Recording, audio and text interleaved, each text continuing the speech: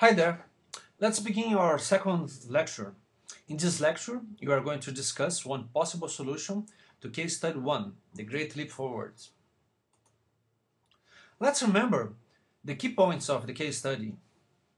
The first one was the radical agricultural innovations. Among those innovations, there is close cropping. The seeds were planted far more densely than normal. The second measure was the anti-sparrow campaign. Mao wants to kill the sparrows because the sparrows could eat the seeds, so they have this campaign to kill as much sparrow as possible.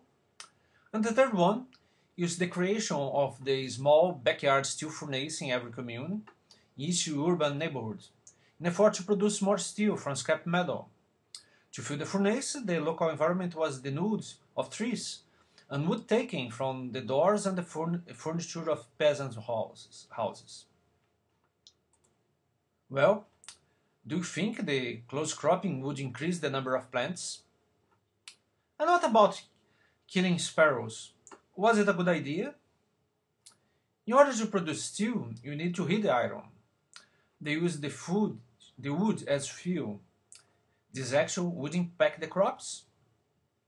Think about that. More seeds per area, of course, does increase the food production. In fact, it reduces it. The plants compete for the same amount of nutrients, so each one became weaker. The sparrow do eat seeds, of course, but also eat insects. More sparrow killed, more insects, less food production. And what about steel production? More furnace, more need of wood, more forest devastation, more erosion that leads to less area to produce. Consequently, reduce the food production even more. The three actions together results in the worst man-made famine in the history of the world. 40 million of people died of starvation.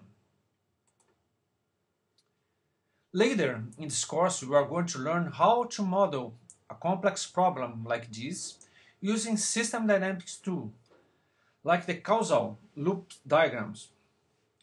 Causal loops are good tools to analyze the possible consequence of actions before to take it. Let's now watch two videos available on YouTube. Both give details of the Great Leap Forward program. The first one covered the Great Sparrow Campaign of 1957, and the second one is an overview of the Great Leap Forward program and consequences.